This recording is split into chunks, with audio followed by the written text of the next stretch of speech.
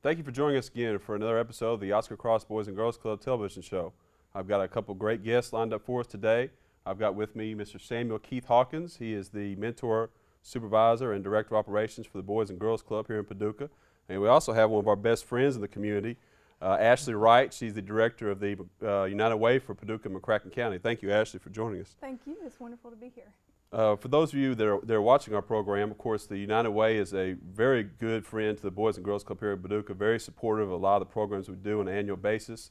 And we wanted to bring Ashley on to just give us a glimpse into the United Way and the different things that they do in the community to help us and help other organizations. So, Ashley, I guess if we could start out with just kind of a snapshot picture of the United Way and what's going on within the organization right now in Paducah. Sure. Well, there's a lot going on with the United Way in our community right now. For those who are familiar with the United Way, you know that for the last 75 years or more, we have been really the way that the community can rally around nonprofits in this community, raising funds for them and helping support good work like what you all do at Oscar Cross. And I think in recent years, the United Way has tried to really shift its focus from not just funding good organizations, but also looking at the root causes of some of the issues that organizations like Oscar Cross are trying to solve. And so, you know, in a best case scenario, the issues that we're funding today will not be the issues we're funding 75 years from now, right, because we'll have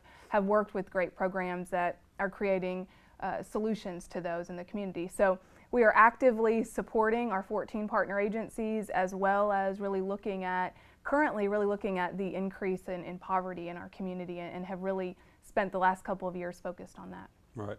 And you and I have had the pleasure to go around and do a lot of speaking engagements on behalf of the Boys and Girls Club and United Way in the past. And one of the best things that I see is the reception that a lot of people get. The United Way is always welcomed in our community. A lot of people appreciate the work they do and understand the need for it as well. What's one of the, I guess, growing needs in the community that you've seen in your time at the United Way that really United Way has really jumped in and really kind of helped with? Well, I think it's in many ways so much of what you do at the Boys and Girls Club, and what we see more and more in this community as a need is a real lack of that one-on-one mentoring for young people, and really for people of all ages, that lack of real positive relationships for people. But you know, our focus at the United Way, we have 3 primary focus areas that we really push our funding towards. And our primary focus area is education and care of children. And we really believe that in order to stop so many of these issues, when you talk about generational poverty, when you talk about the jobless rate in this community, when you talk about high school dropout rates, substance abuse, any of those things, when you talk to experts, they will tell you that you've got to stop it early. Right. And if you look at, and I know you all are so familiar with this, if you look at one of the number one ways to do that, it's having positive adult role models in the life of young people. And so I think we really see that as a major issue in our community, and it's something that we have really focused a lot of our attention on, and really believe that so many of the other social issues that we're dealing with today in Paducah-McCracken County can be minimized at best if we begin with the youngest people in mind. Right, catching it early, catching it when they're young, and then the consistency to stay with it. Yes. You know, one of the worst things you could probably do is commit to doing something like that and then not following through with it. And I know Keith and I have had many conversations about the importance of being consistent and bringing people to the table that are willing to really help the kid as a whole and stick with them. Yeah, I read recently some research, and I may have shared it with you, Alan, about it actually can be detrimental to a young person if an adult steps into their life for a couple of weeks and then, you know, they start to build this relationship and then they're out, you know, and so I think what we see is that's hard. Relationships are hard, whether you're talking about with your spouse or with a kid that you're working with, or even your work relationships. Relationships are hard work, and so sometimes people, I think, have a real glamorous idea of what it looks like to volunteer their time and to be involved with as a mentor. And I think the work that you all do, certainly Keith, I know you're really developing a real program around mentoring, which is something that we lack so much of in this community. Yeah, how did you, how do you tackle that issue? Because that's, I guess, when I talk to other mentor programs, that's one of the biggest issues is finding mentors and actually painting a real picture of what it is and actually get them to commit and consistently stay within it. But, you know.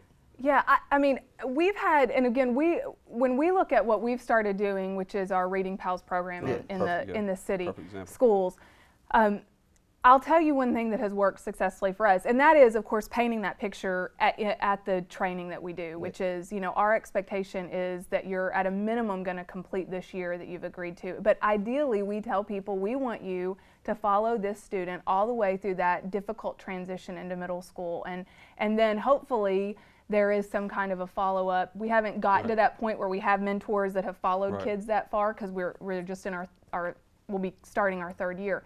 So looking at how we can help them transition. But I think we paint that picture realistically to begin with, because you know, I think it's important that we set that standard with our mentors, that we want you committed.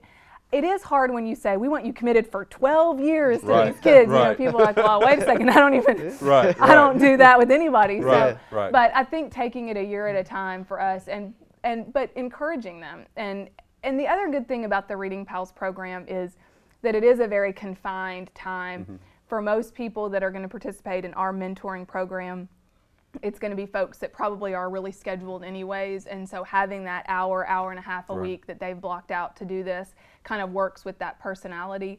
But you know, what I envision in Paducah-McCracken County is that we have all of these mentoring programs working together, because you know, as I have seen, there are people that they don't have any interest in participating in a mentoring program like what we have. They want to be out on the weekends playing ball with the kids, or going to, you know, to their school play, or doing those kind of things.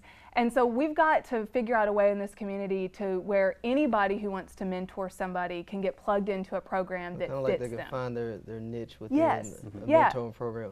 They have a variety, so everybody can participate somehow. And I don't know, I think that too, it's also the kind of the time of life that you're in. You know, I think about for myself, I've got a kid and you know, my husband, and that for me, realistically, I probably can't commit to doing something on the weekends outside of what I've got going on. But like, you all have a great mentoring program that kind of meets that need. And Keith's been the driving force really behind that. And one of the words that Keith uses when we go out and speak that really kind of, you know, catches my ear is cohesive match with the two, and it goes with what you're saying.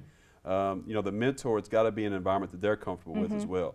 We've got several kids that participate in the reading program that go to the Boys and Girls Club, and I mean, they look forward to it. They come and tell us about it. You know, it really does lighten up their day, and it's good. But there's also others that can benefit from outside activities as well.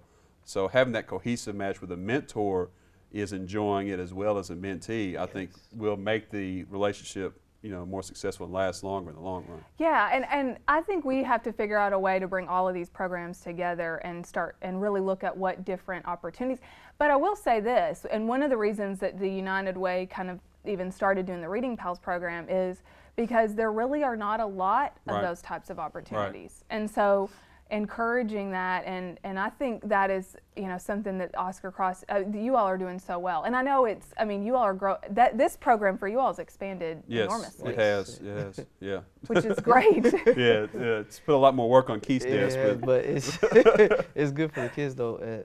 One question I have is getting the word out there about Reading Pals, because there's people that they hear about it from different people and they had no idea that the mentor program existed, but once they find out that it's available, they're ready to participate. But it's just getting the word out there to more people. Have y'all going about that? Well, and you know, part of the mentoring issue with our community, we covered a lot in our impact poverty study.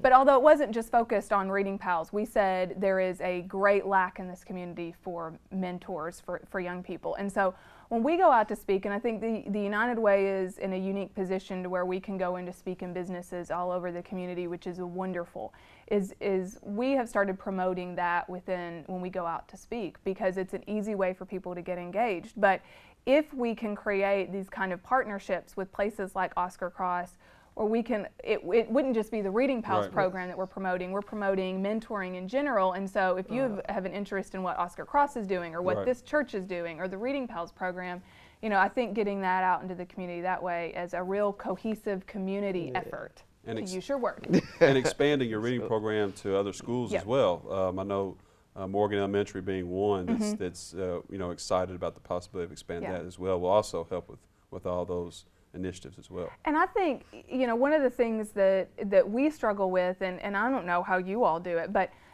you don't want to grow too big too fast, Right. because I don't, especially when we're talking about children and really creating a good experience for both the mentor and the child. I don't want it to be that we just throw anybody who says they want to be there in with, you know, we want to make sure that we make that good fit. And so we've been at McNabb Elementary for 2 years, and next year we're going to expand to Morgan. And so we're very excited about that opportunity. But, you know, I've talked with the county schools, I know you all have, and there's a huge need in the county for this, just as big as there is in the city. So figuring out how we do this well and then creating that model in the county, I think is essential. You had mentioned the impact poverty study. Could you just real briefly kind of run over with our audience how that came about and kind of where it is today to this point? I know it's been a long process and a lot of long hours and a lot of great thought going into it, but could you summarize that for our audience real quick? We started in 2010 looking at this issue of poverty. John Williams Sr. Contacted the United Way, and he was doing some research, I think, for the chamber at the time, but recognized that there was a large increase in poverty in the city of Paducah that was actually higher than the state and national average. And so we got together and, you know, couldn't figure out exactly what to do, but knew we had to get this community around this issue, that it's out of control, you know, that Paducah would have this kind of poverty. And so really over the last 2 years brought together about 40 members of this community, really from all walks of life, educators, business leaders, people in poverty, people in government, healthcare, nonprofit employees, and started looking at this issue and studying it, researching it, hearing from experts. And in the summer, well, actually in January this year, we rolled out the plan, but it ended sometime in the fall of 2011, the actual study did. And we are now divided up into 6 focus areas that we believe are not quick answers to reducing poverty. And I always preface talking about this by saying that we have no intention of ending poverty, right? That's going to be with us always. But I do believe that there's real potential to reduce it in this community. And so we have 6 working groups now that are looking at the recommendations of this study. And we have some specific timelines and outcomes that we want to achieve, and they are moving those forward. So all 6 of those groups are at different stages at this point, but we will expect, I think the community should expect, that annually we will update them on what's going on. But also, this is an effort that's going to take the whole community. So if any of your viewers are watching now and are interested in this, they can go to our website. What's that address? It's UnitedWayPaducah.org. And you will see a big icon on there. You can click it, says I want to get involved in the Impact Poverty Initiative. Fill that out. It comes to our office. We'll get you plugged into one of those groups. It's not too late to get involved in them. Most of them have only met once or twice. So we really want people to get engaged around this. It is a long-term effort, much like mentoring. It's not something that is going to be fixed overnight. And I think it's you know, you hit so many good points there. It's going to take a community effort, and that's one of the greatest things that I see with United Way is it really is a chance for community to give back to the community, not just the Oscar Cross Boys and Girls Club, but all the other partner agencies. It's really a chance to invest in your community and become a stakeholder, and it's the same thing with Impact Poverty. It's going to take everybody together to work to help everybody else, and sometimes that's what it takes is a united effort to do that. Ashley, we're going to move on to our next segment, but I really want to thank you for stopping by. United Way is one of our best friends in the community and is always very supportive of our kids and our club and our mission. So we'd like to thank you for stopping by. We've got a segment coming up with our Art Mentor program that just got kicked off this Friday. Teri Moore will be here with one of our guest hosts and Keith as well, but we're going to take a short break real quick.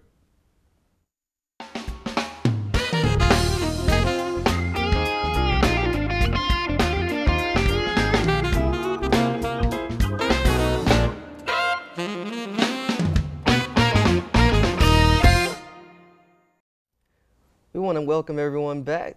This is the second segment. We have special guest host Dontasia Holland with us.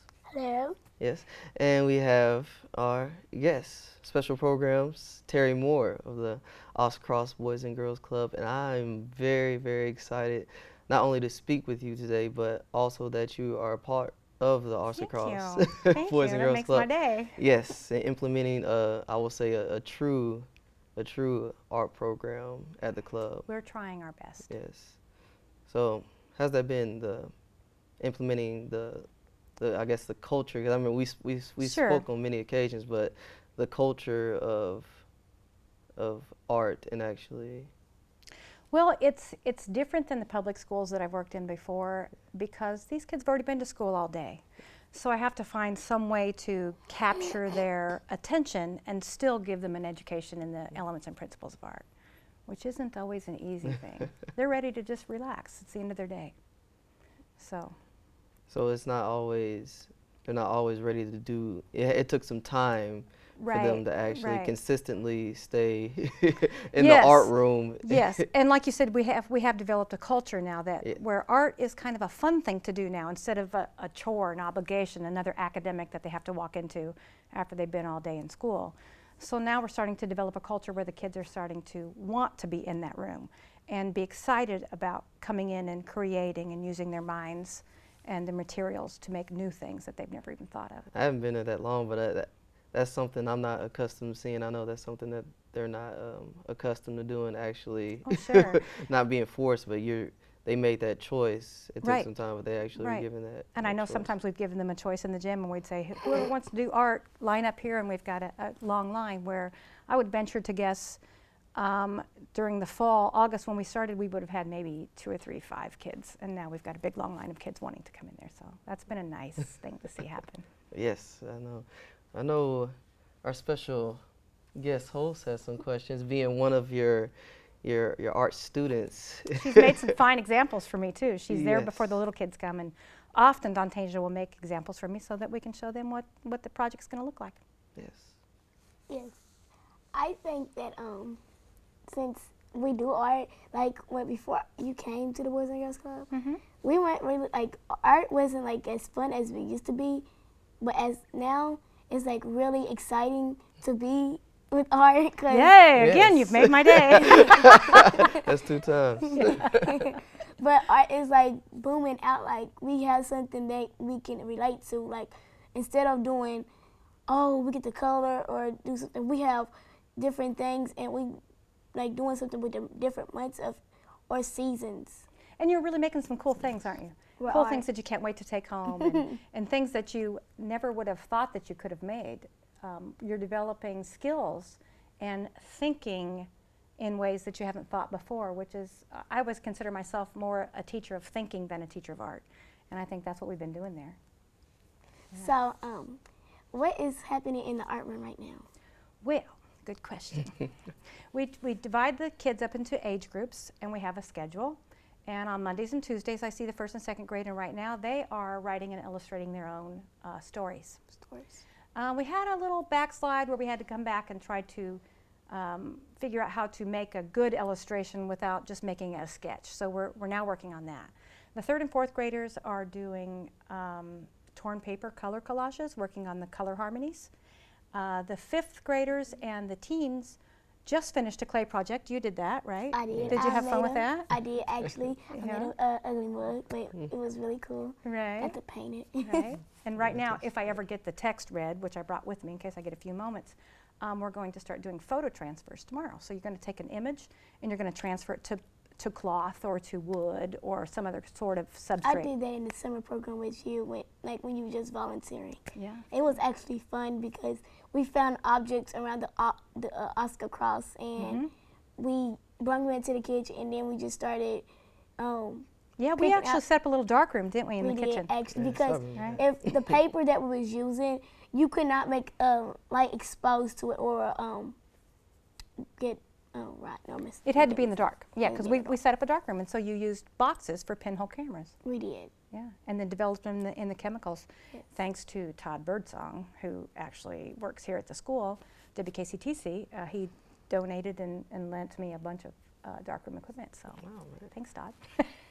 And Another reason why I'm glad you're here is a program that we just kicked off, the Artist Mentorship so Program. exciting. Yes. Right. I'm excited to A little see it. harrowing, trying to get over the kids where they're supposed to Oh be. yeah, it's been a little dancing really today, exciting. but we didn't hear about this, Alan and myself. Well, we didn't hear about the idea.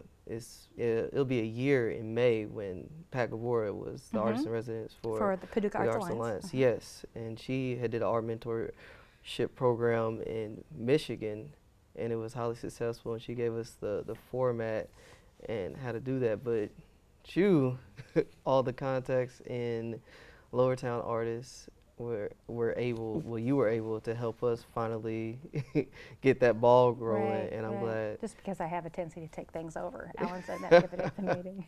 Well, if you have the tools, we should let you do it. That's a smart thing to do. Yeah. But Well, it's really exciting. We got our first 3 kids out with their artist mentors yesterday. Yeah. And then we'll send 4 more out today. So that's really exciting to see these kids get one-on-one with professional artists. Who's all involved with the art mentor program? Kids in the club, and we were originally going to go with just the older kids, but what I really wanted to do was focus on those kids that love to come in the art room, that really have a high motivation to succeed and are always in there asking me, what can I do? Can I do my project? What else can I work on? So we chose kids based on that, and then we picked artists from the community, also again because I know them, that I know have a background in education or like to work with kids. And so we matched up one kid with one artist, and so they will go for a 6-week program once a week, 2 hours at a time, and just work with that artist to develop. See, that's why we projects. let you take it over, those intricate expertise, knowing they like to work with kids and things like that. And it's wonderful. I just saw Sydney, one of our girls that went yesterday for the first time right before I left, and she said she wanted to go back today. I want to go back today. I didn't get to speak with them, so I'm glad. I was going to speak with them today. I'm glad they're already in tune and excited about. I said, I'm sorry, I have to run, but Yes. she was really. I want to go back today. Can I please go back today, Miss Teri? I said, no, you got to wait till next week. So she's loving it. What are your goals in the art mentor program to make it better or something? Well, our immediate goals. Yeah, immediate goals. Yes, I know, because we have some. Good. Our immediate goals would be to match up the kid with the artist, have the child feel successful about their time there, have them feel good about themselves in making art and successful with working with another person that they just got to know, allowing the artist a small stipend to let them know that we value their expertise. I mean, these people have been making art for years and years. It's not like they just started making work yesterday. These are highly trained professionals, and every single one of them that we have are. So the fact that we are letting them know we value their time and effort, and we appreciate what they've done with our kids, and they're going to each make 3 pieces of work. The child is supposed to make 3 pieces of work, but that's depending upon the medium as well, because some of the mediums take longer to create work than others. So we're being very flexible because as we talked just the other day, this is our pilot program, and we're not going to be real strict about what's happening because we're feeling it out too. So we want them to create work that can be auctioned later so that this program can then become financially self-sustaining, and we can make this happen 3 times in 1 year. And hopefully we're back talking about the second, the third, and the fourth cycle of it. But we are very, very thankful for having you at the club and here today to speak about the art program. And we definitely are excited to have Dontasia Holland here. She did a marvelous job, didn't she? Yes, she did. Is there someone you want to thank? I would like to thank everybody. I'd like to thank you, Miss Teri, for the art you do. Yeah. And Mr. Keith for everything you have done for the club. Oh, thank you. You give people things like it's unremarkable, like that somebody having that gave to us. Like y'all making the Boys and Girls Club better and better every time I go there. There's something different or new there. Nice. And we get to have something special that we didn't have a couple years back. Like when I first started. Yeah, good. Thank you, Dontasia. And we also want to thank Tayshawn, Kelly, and Michael Allen Allen. on the cameras. And I'm going to Do a porch. do a what? Do a poem to close things out. Yeah. And since you're here, and Oh, it what was a treat. and since it was Black History Month, I'll do the poem I did at the Black History Extravaganza this past Wednesday. It's called Rise. Your heart's voice is sea, rolling these thoughts like moonshine, tugging tides. Rise.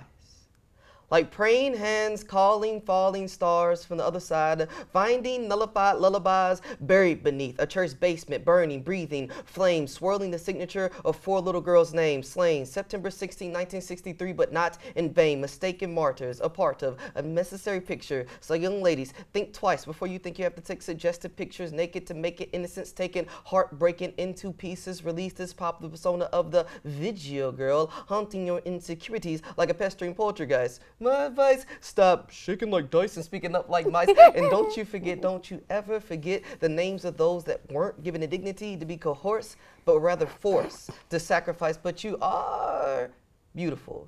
And you should embrace that. The pucker of your lips and the curve of your hips could transfix the eye of time, but you are perpetually powerful when you utilize your minds. Rise like an 1864 southern summer sun, yanking a sometimes weary but gracious morning, mimicking your angelic fingertips, birthing the sun of freedom, warm, burning, beautiful and bright, you bittersweet color of coffee and of night. Your pupils, yes, look at me, your pupils carry constellations for shackled slaves searching southern trenches, surviving ash-stricken earth, southern lynches, longing, liberties, lingering, withering finger pointing northward to a glorious destination. And yet, post-emancipation, we're still facing segregation within our nation's oh so sufficient no child left behind, small black behind style of education. Advanced placement courses reinforces and further endorses the separation within race in relation to the socioeconomic status and strata of minority families. And for those that haven't navigated the neurons of Sociology 101 and can't quite understand me or don't want to, or if I'm speaking too fast, quite frankly, we need to challenge all of our children and make sure that all of our children are wielding the proper reading and comprehensive tools conducive to their grade level, because we are quick to quarrel overseas and watch our children bleed before we teach them how to read. What? We are quick to quarrel overseas and watch our children bleed before we teach them how to read. But I can see you. Like I can see Harriet Tubman with a revolver and her stars guiding her. I can see you with your pens, pencils, and teachers leading this future. So dream huge and tell this world to make room and show it why the caged canary can carry a tune like Maya Angelou and Sing Me Home. Nikki Giovanni, yes, Sing Me Home. Gwendolyn Brooks, Sing Me Home. Alice Walker, yes, Sing Me Home. Sojourner Truth, Sing Me Home. Billie Holiday, Sing Me Home. Aretha Franklin, Queen of Soul, Sing Me Home. And Dontasia Holland, you too can sing me home, because your heart's voice is sea, rolling these thoughts like that moonshine, tugging tides. Don't be afraid to tell these little girls to rise. I like that point. I'm glad you liked it. Hope y'all enjoyed the poem and the entire show. And We'll see you back next time. Yes, definitely will. Thanks for coming out.